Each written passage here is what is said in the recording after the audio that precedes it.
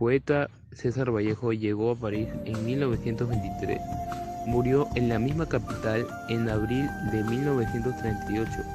A los 15 años desde su llegada y su partida definitiva, todos los que conocen su escritura y algo de su historia saben que no únicamente escribió poesía, así como también que no fue posible que se dedicara solo a la literatura.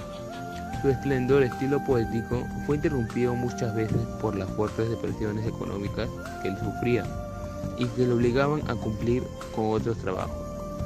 Por ejemplo, el reportaje.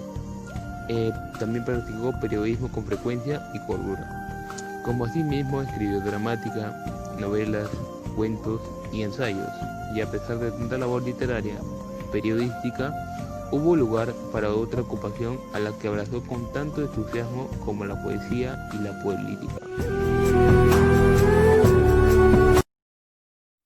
El movimiento sindical o sindicalismo es la parte del movimiento obrero que se organiza mediante sindicatos, una organización que reúne a los trabajadores a partir del trabajo que desempeñan, con el fin de defender sus intereses comunes ante los empleadores y gobiernos.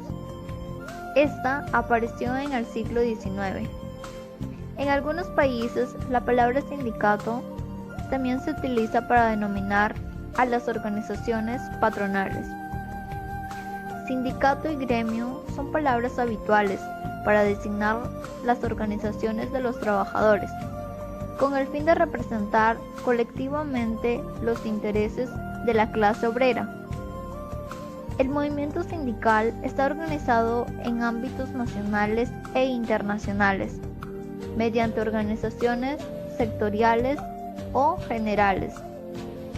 Esta, a su misma vez, se caracteriza por el aspecto colectivo de su actuación. En los conflictos laborales, el movimiento sindical suelen recurrir a la huelga como mecanismo colectivo de presión. El movimiento sindical utiliza la negociación colectiva cuando articula sus reclamos con las patronales y el diálogo social cuando interactúa de manera tripartita o multipartita con el Estado.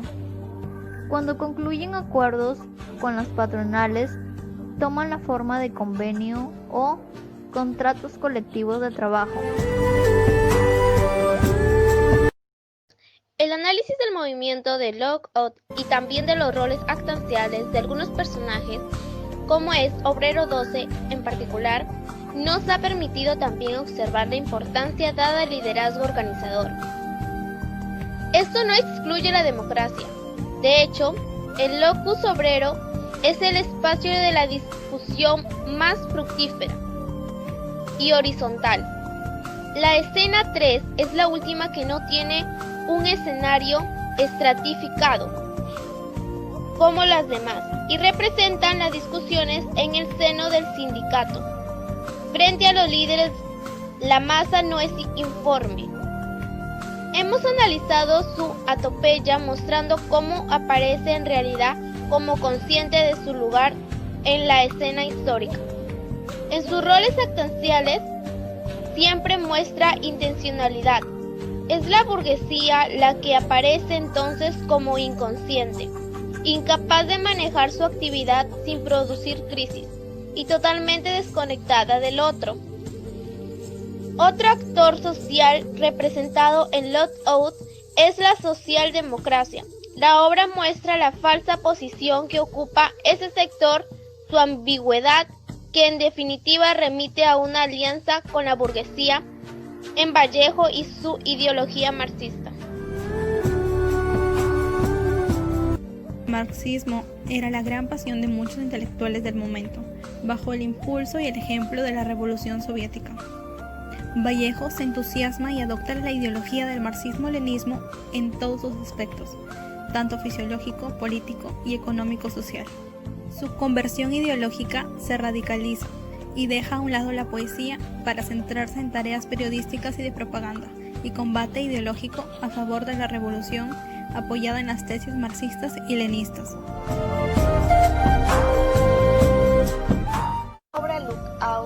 es el cierre de una gran empresa capitalista y las contradicciones que este hecho genera entre los empresarios y los obreros. Esta obra consta de 5 escenas. Los obreros, reunidos en el taller de una fábrica metalúrgica, toman conocimiento de que la fábrica va a cerrar. El propio director viene a comunicarles este hecho. Naturalmente, se afirma que los patrones no son los responsables de aquella situación, sino que se debe a una crisis internacional. Los obreros empiezan a protestar y deciden ir al sindicato para ver qué pueden hacer. Tienen lugar a las entrevistas en el Ministerio de Trabajo, primero entre el ministro y los empresarios que quieren cerrar algunas de sus fábricas o disminuir el salario de los obreros. El ministro, que es socialista, quisiera ayudar a los obreros, pero uno de los capitalistas lo amenaza con hacer protestar una letra que el ministro debe. Es de esa manera que los empresarios lo obligan a hacer todo lo que ellos desean. En la reunión con los industriales, con 3 delegados de los obreros, un empresario, Leblanc, tomando aparte el delegado 1, trata de comprarlo, ofreciéndole dinero, pero este no acepta. Entonces lo amenaza con la cárcel. El delegado 1 no se vende, sale abruptamente y se va a reunir con los otros delegados. La escena 3, que tiene lugar en el sindicato, trata de las discusiones de los obreros al organizar la huelga. En un momento dado, uno de los obreros ofrece una verdadera lección de marxismo a sus compañeros. Es la parte más didáctica de la obra.